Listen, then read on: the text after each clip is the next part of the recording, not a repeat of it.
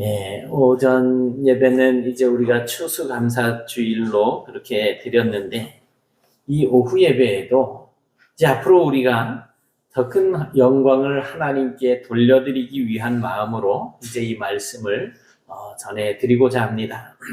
흔히 IQ라고 하잖아요. IQ.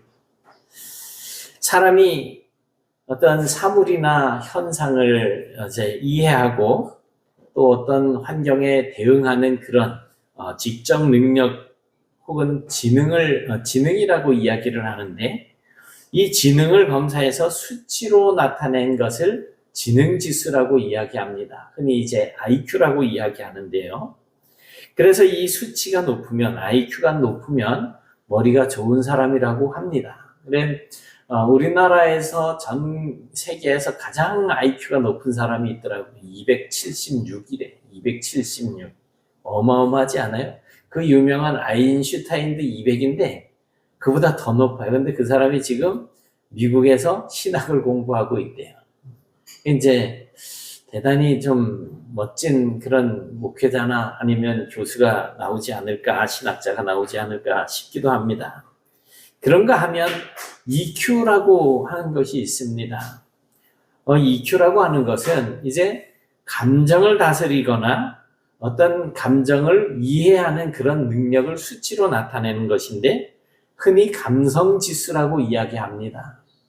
이 EQ가 높은 사람들은 남의 감정을 내 마음에 받아들이고 눈물도 잘 흘리는데, 저는 EQ가 좀 낮은 편에 속하는 것 같아요.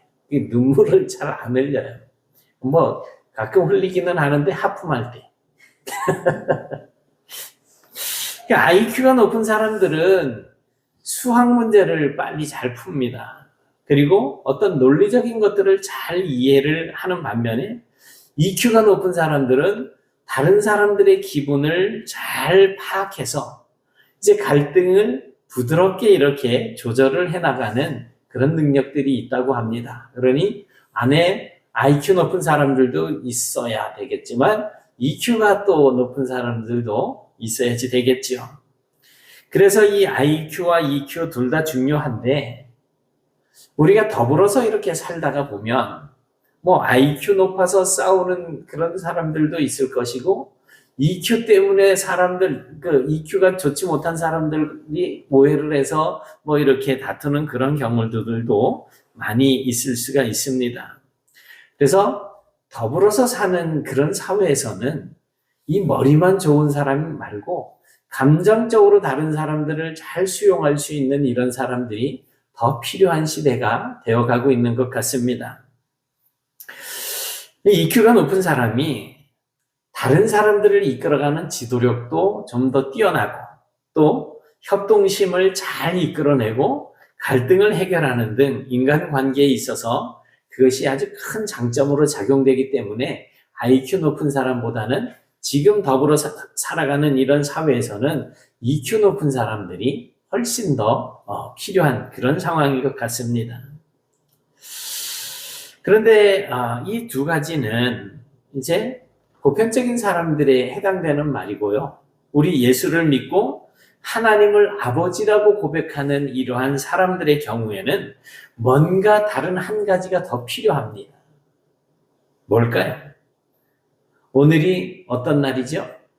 추수감사주일. 그런 이 추수감사주일과 연관을 하면 뭔가 하나 더 필요하다는 건 뭘까요? 네? 네, 감사. 그래서 이 감사지수라고 이야기를 할 수가 있습니다. 21세기 지식 전략연구소장인 윤복만 교수는 영원히 즐거움을 누리는 삶을 살기 위해서는 지능지수나 감성지수보다 이 지수를 높여야 된다라고 말을 합니다. 그게 바로 이제 감사지수라는 것인데요. 어떤 사람은 돈 많이 벌면서 좋은 집에 좋은 차 타고 다니면서 아주 불편한 것 없이 살아가는 사람들이 있습니다.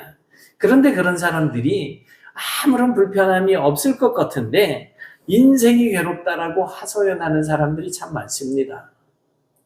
그러나 어떤 사람은 허름한 집에서 누가 봐도 가난한 삶을 사는데 그런 가난한 환경에서 살면서도 행복하다라고 이야기하는 사람들이 또 있습니다.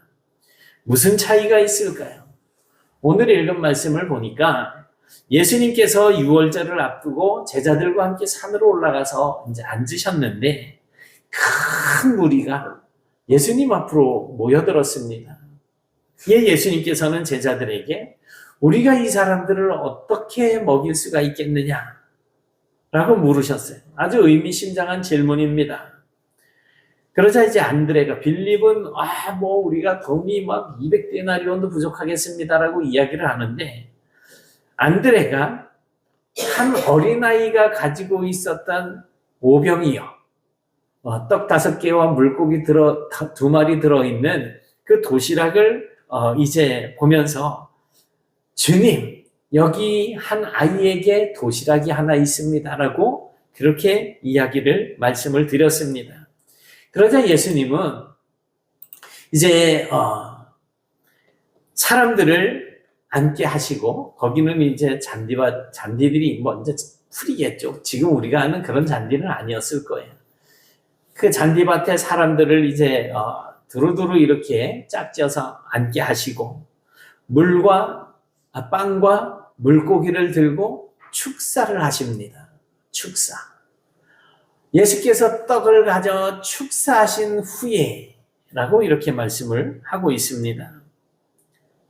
그래서 축사하신 후에 그 물고기와 떡을 나누어서 사람들에게 주는데 얼마만큼씩 준다고 이야기를 해요? 그들이 원하는 대로 줬다는 거예요. 원하는 만큼. 자, 오늘 점심은 딴 때보다 밥을 좀 더 줄여서 먹었는데도 배가 그냥 막 나오는데 그냥 원하는 만큼 달라는 대로 그냥 막 떼어주는 거예요. 물고기 2마리와 떡 5개. 그거 아이의 도시락 한 끼 도시락이라 그러면 그 물고기 이따만 하겠어요? 조그마한 멸치보다 좀 더 크겠죠. 그런 거를 떼면서 그렇게 주는데 저 뒤에 남아있는 장정만 5,000명이라 그랬잖아요. 5,000번째 있는 사람은 불안할까요? 안 불안할까요?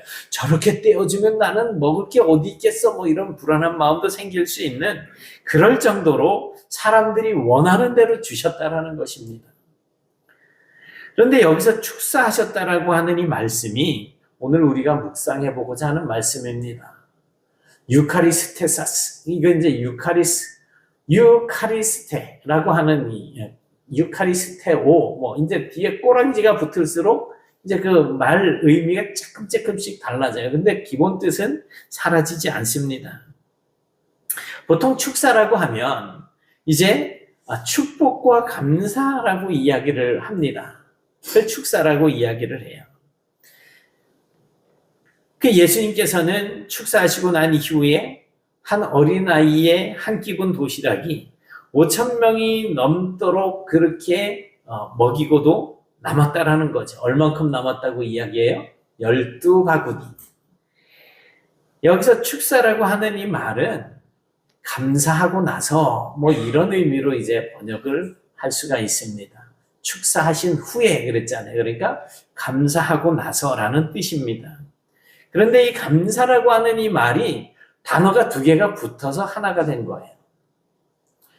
그러니까 유라고 하는 말은 좋다라고 하는 의미예요. 그리고 기쁘다라고 하는 의미입니다. 유. 그리고 카리스라고 하는 단어가 붙었어요. 그래서 유카리스. 이제 뒤에 꼬랑지가 더 붙죠. 유카리스. 이 카리스라고 하는 말은 우리가 너무나도 잘 아는 말인데 무슨 뜻인지는 잘 모르실 거예요. 카리스. 은혜라고 하는 말이에요. 은혜. 은혜가 좋다. 은혜가 기쁘다. 그러니까 은혜를 기뻐하고 은혜를 좋아한다라고 하는 표현이죠. 그러니까 아이의 손에서 도시락을 받아든 그 예수님은 그것을 은혜로 알고 기뻐했다라는 거죠. 하늘을 향하여서 축사한다는 것은 은혜를 기뻐한다라는 거예요. 그러니까 하나님께서 베풀어 주신 은혜에 대해서 좋게 말하는 거. 하나님께서 베풀어 주신 그 은혜를 기뻐하는 말을 이야기하는 거. 그게 축사인 거예요. 그러니까 축복하다라고 하는 의미이지만 오늘 본문에서는 이 유카리스테오라고 하는 이 단어를 사용하고 있는데 감사한다라고 하는 뜻입니다. 은혜를 기뻐한다가 감사라고 하는 단어로 표현이 되는 거죠. 오늘 여러분의 감사 지수는 얼마나 되십니까? 오늘 추수감사주일인데 마음껏 감사를 하셨나요? 아니면 조금 감사하셨나요? 많이 하셨어요? 얼마나 많이 하셨어요? 떡 남겨 놓으셨어요? 그럼 제가 더 크게 감사를 해야 되겠네.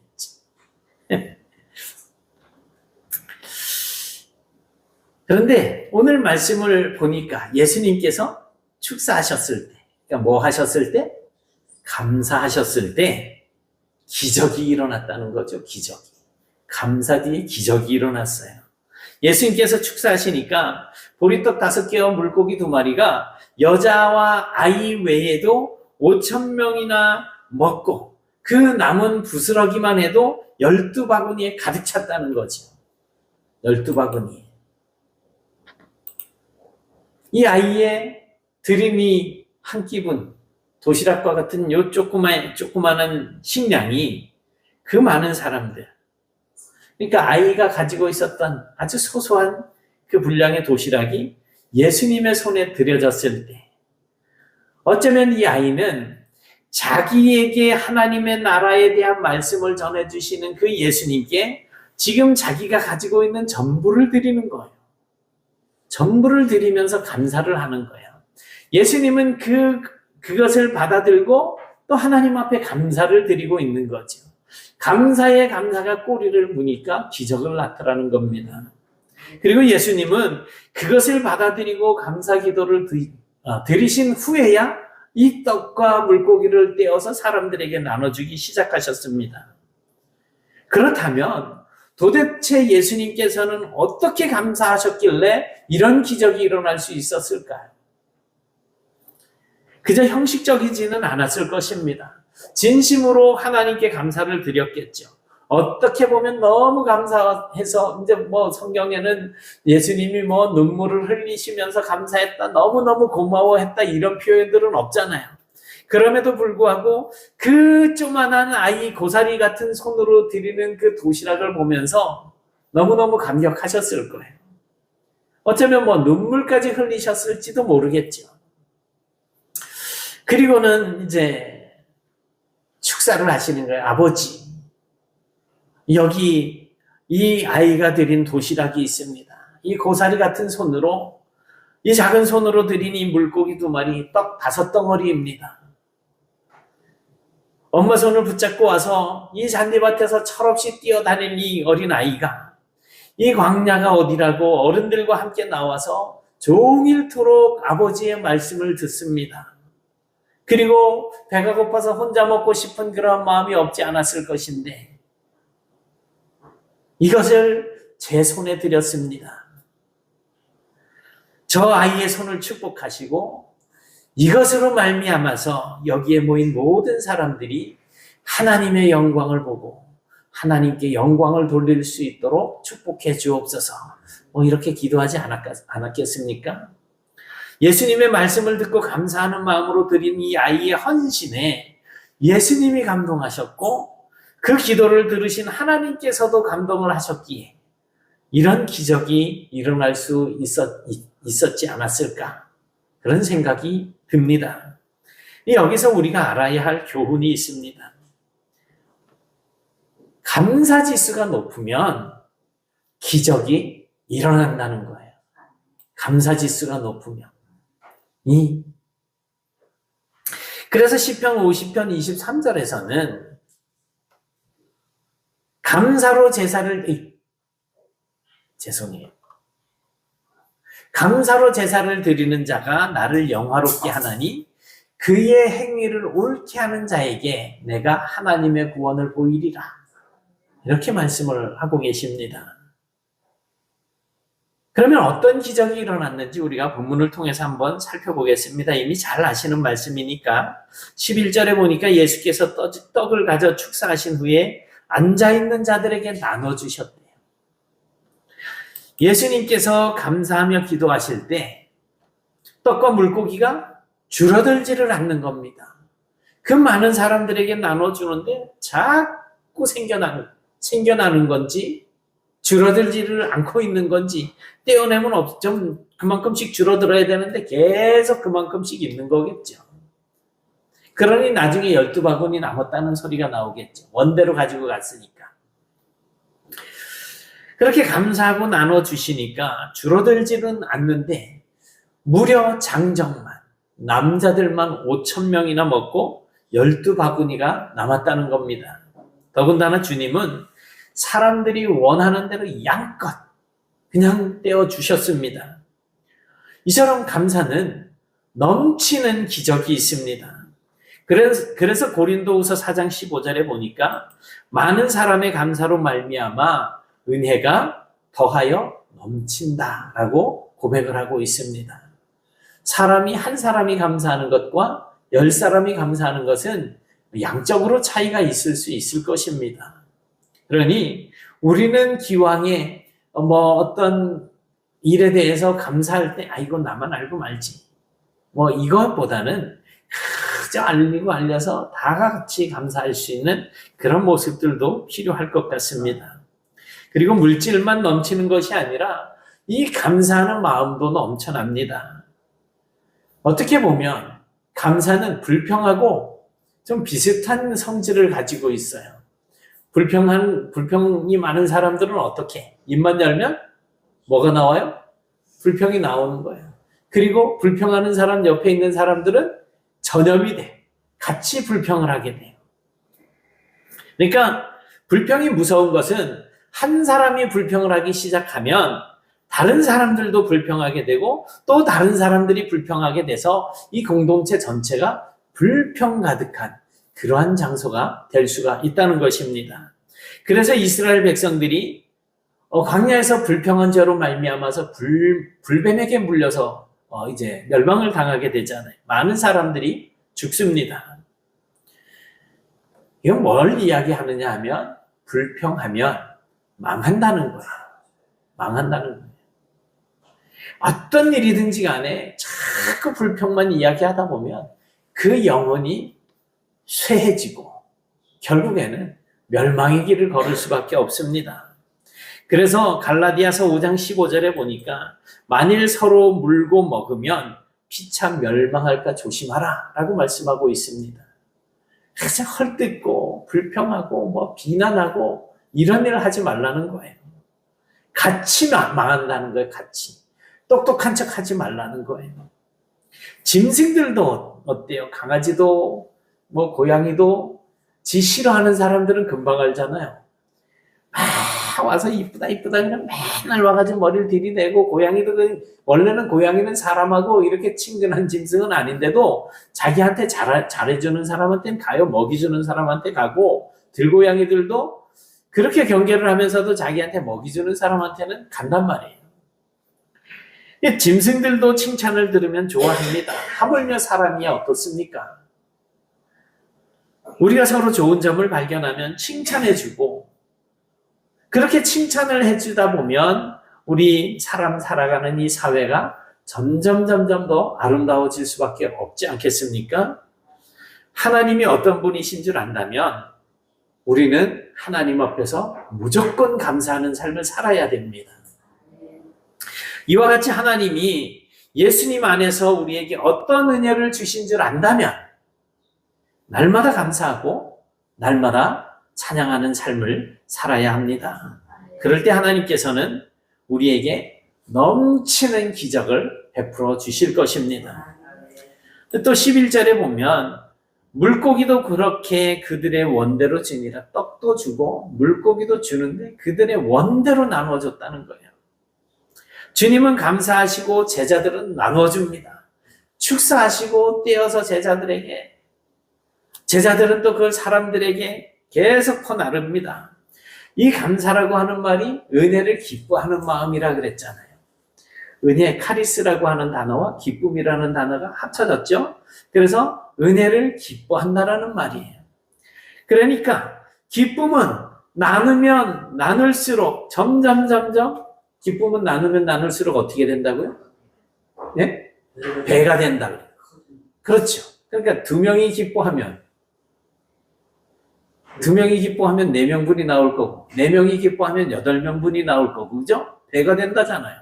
그 분량은 점점 커지는 거예요. 그렇게 거기에 모인 사람들을 예수님의 감사로 말미암아서 점점 받아가면서 뭐 이만큼 뿐이 안 줘, 더 줘! 이러는 사람 없을 거 아니에요. 아, 이거 한 마리만 더 주시면 안 되겠으니까 주면 감사합니다. 이러면서 가지고 갔을 거 아니에요. 그 감사가 점점 쌓이면서 5,000명이 넘는 사람들이 먹고 남는다는 거예요. 그러다 보니 원하는 대로 줄 수가 있었던 것입니다. 누가 거기서 불평하고 원망하는 사람들이 있었다면 그 기적이 멈추지 않았을까 하는 생각도 들 정도로 이처럼 감사하면 우리의 마음이 원하는 것을 이제 얻는 거 아니에요. 원하는 대로 원대로 주셨다 그러니까 그렇게 마음이 행복하게 되고 우리 행복지수도 이제 넘쳐나게 되는 거죠. 감사지수가 올라가면 행복지수도 같이 올라갈 수가 있습니다. 그래서 인도의 아주 위대한 시성이라 그러죠. 아주 위대한 시인이 한 명 있어요. 타고르라고 하는 사람인데 이 타고르가 감사의 분량이 곧 행복의 분량이다라고 말을 합니다. 그러니까 감사를 많이 하면 많이 할수록 그 사람은 행복한 삶을 살 수밖에 없어요. 지난주에 제가 일본의 어떤 사람이 거의 사람이 사족을 못 쓰고 누워만 있었던 사람인데 감사를 하나 둘 자꾸 감사하다 보니까 몸이 풀어지고 건강을 회복했다는 말씀 드렸잖아요. 감사가 그렇게 되는 거예요. 감사하면 행복지수는 당연히 올라갈 수밖에 없습니다. 그리고 또 철학자 아리스토텔레스라고 하는 사람이 있는데 이 사람은 행복이라고 하는 것은 감사하는 사람의 것이라고 이렇게 또 말을 합니다. 독일의 빌헬름 웰러라고 하는 사람은 가장 행복한 사람들은 가장 많이 소유하는 사람들이 아니라 가장 많이 감사하는 사람들이다. 이렇게 말을 해요. 우리 교회도 없는데 감사하는 사람이 있고 있는데 감사 안 하는 사람들이 있을 수 있어요. 물론 바뀔 수도 있어요. 없어서 감사 못하는 사람도 있고 제가 지금 헌금 말씀을 드리는 건 아니에요. 살아가는 삶 속에서 진짜 내가 감사하는 삶을 사느냐 마느냐 하는 거죠. 그러나 우리가 정말 많은 감사를 하게 되면 가장 행복한 삶을 살 수가 있다는 것입니다. 탈무드에도 보면 유대인들의 이제 지혜가 잔뜩 기록이 되어져 있잖아요. 거기에 보면 이 세상에서 제일 행복한 사람은 누구인가? 지금 이 모습 이대로를 감사하며 사는 사람이다 라고 가르치고 있습니다. 그리고 크리소스톰이라고 하는 초대교회 교부, 예수님의 제자들의 12제자들의 제자다. 그 중에 한 명이 크리소스톰이라고 하는 사람은 사람에게는 근본적인 죄가 하나 있는데 그것은 감사하지 않는 것이다. 이렇게 말을 합니다. 그러니까 예수님 한 다리 밑에서 배운 사람이니 얼마나 영적으로 깊은 내용들을 많이 배웠겠어요. 그런 크리소스톰이 이 감사하지 않는 마음을 근본적인 죄라고 이야기를 하고 있는 겁니다. 여러분 행복하십니까? 아니면 행복하게 살고 싶으세요? 그렇다면 감사하십시오. 내 안에 진심을 다해서 감사를 쏟아내면 하나님께서는 내가 감사를 쏟아낸 그 자리에 또 다른 감사를 심어주십니다. 원하는 만큼의 복을 주시는 거예요. 그것이 행복인 거지요. 하나님께서 부어주셔야 우리 안에 행복이 넘쳐나게 되는 겁니다. 이스라엘의 남자들은 1년에 3차례 예루살렘 성으로 올라갑니다. 절기를 지키기 위한 거죠. 지금 우리말로 말하면 예배를 드리는 거예요. 절기, 3대 절기가 뭐예요? 유월절, 오순절, 초막절. 이 세 절기가 다 감사의 절기라는 겁니다. 우리의 예배도 감사입니다. 감사로 예배를 드리는 자가 하나님을 영화롭게 한다 말씀하고 있지 않습니까? 감사하며 사는 삶이 그 행위를 옳게 하는 삶이라는 거예요. 그러니까 우리가 감사하는 삶을 살면 우리의 삶이 하나님을 닮는 거룩한 삶을 살 수가 있게 되는 겁니다. 비록 금이나 음이나 나에게 있는 것은 없지만 우리 안에 계신 예수 그리스도로 만족하고 감사하는 삶을 살게 된다면 우리도 하나님의 은혜를 원없이 받으실 수가 있는 거예요. 이 은혜를 누리며 사는 성도들이 되시길 축복합니다. 이제 12절에 보니까 그들이 배부른 후에 예수께서 제자들에게 이르시되 남은 조각을 거두고 버리는 것이 없게 하라 라고 말씀을 하십니다. 한 아이의 작은 도시락이 예수님의 손에 들여졌을 때 12바구니가 남는 놀라운 기적이 일어난 거예요. 그 수많은 사람들이 먹고 남은 게 12바구니라는 거예요. 그리고 예수님은 작은 부스러기 하나라도 버리지 말라고 말씀을 하십니다. 그리고 누군가는 이 남은 바구니를 챙겼겠죠. 누가 챙겼을까요? 추측하는 사람들에 의하면 소년이 챙겼을 것이다라는 이야기를 하는데 그 12바구니를 혼자 들고 갈 수 있었을까 궁금하기는 해요. 이처럼 하나님께서는 감사하는 자에게 내가 드린 것으로 많은 사람들이 나누고 나서 12바구니나 되는 엄청나게 많은 보너스를 얻게 해주신다는 거죠. 우리가 하나님께 감사함으로 예배할 때 신령한 은혜만 주시는 것이 아닙니다. 우리가 하나님 나라의 백성이잖아요. 우리가 하나님 나라를 두 자로 줄여서 뭐라고 이야기해요? 천국. 그럼 우리는 지금 천국에서 살고 계신가요? 우리는 지금 천국의 삶을 살고 있는 사람들이에요. 그런데 천국에서 사는 사람들이 불평, 원망 하면 안 되죠. 뭘 해야지 돼요? 감사하는 삶을 살아야지 되는 거예요. 그러니까 감사하는 삶을 살게 될 때에 이 땅에서 우리가 사는 동안, 이 땅에 속해 있는 동안에 평안을 누릴 수가 있게 되고 형통하게 해주시고 건강도 주시고 잠도 주시고 장수도 주시는 거예요. 그 외에 얼마든지 좋은 거 다 주시는 거예요. 영국 타임즈에 의하면 최소한 매주 한 차례라도 예배에 참석하는 사람이 그렇지 않은 사람보다 평균 수명이 7년이나 더 오래 산다. 이런 이제 보고가 있습니다.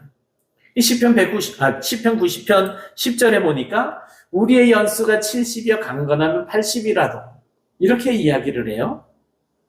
그런데 이 기도시를 쓴 모세는 몇 살을 살았어요? 120년을 살았어요. 그러면 강건에서 80년을 사는 그 시대에 모세는 그 사람들보다 7, 80이니까 한 4, 50년을 더 사는 거죠. 이 모세는 하나님 앞에 늘 감사하는 삶을 살았던 사람 아니겠습니까? 불평이 없지는 않았겠지만 항상 하나님께 묻고 하나님께서 공급해 주시는 것을 받고 살았으니 하나님 앞에 원망할 때도 있었지만 그러나 감사가 훨씬 더 많은 그런 삶을 살았을 것입니다. 하나님을 불신하고 원망한 백성들보다 그래서 한 4, 50년을 더 살지 않았겠느냐. 같은 환경에서 같은 만나를 먹었고요. 같은 물을 마셨고요. 그렇게 똑같은 환경에서 살았는데 모세가 장수한 것은 백성들처럼 우리에게 고기를 달라 뭘 달라 탐식하지 않고 좋으신 하나님께서 우리의 체질을 아시며 거기에 맞는 음식을 주셨다고 믿고 감사하고 때로는 금식하면서 그렇게 하나님을 경외했기 때문일 것입니다. 잠언서 10장 27절에 보니까 여호와를 경외하면 뭐 한다고요? 장수하느니라. 기왕에 이 땅에 태어나서 사는 거 감사하면서 사셔서 하나님께서 우리에게 기본적으로 주셨던 은혜보다 더 주시는 보너스를 풍성하게 누리며 살게 되시길 축복합니다. 주님이 오병이어를 통해서 이적을 베푸심은 아이의 정성을 기쁘게 받으셨다라고 하는 뜻입니다.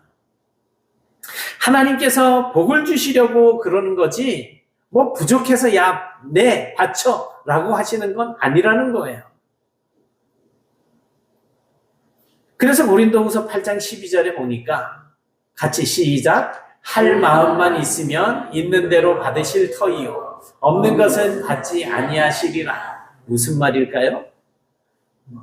마음을 받는다라는 말씀이지요. 마음에도 없는데 억지로 하는 거, 막 불평하면서 하는 거, 안 받으신다는 거예요. 우리가 아까워하면 하나님께서는 받지 않으신다는 겁니다. 가인의 제사를 하나님께서 안 받으셨잖아요. 안 받으신다는 거예요. 혹시 추수감사주일에도 하나님께 예물 드릴 때 고민하셨나요? 요번에 10만 원을 해야 되나? 5만 원만 해도 에이씨 한 2만 원만 했지 뭐. 혹시 그런 갈등 안 하셨어요? 아침에 오셔가지고 솔직하게 한번 얘기해보자. 주머니에 딱 이래가지고 딱 꺼냈어.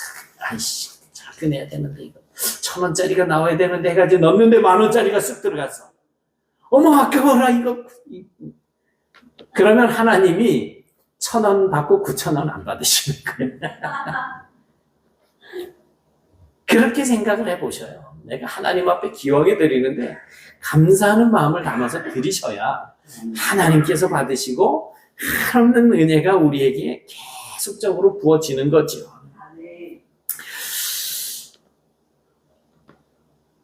아나니아와 삽비라 부부가 있잖아요. 사도행전에.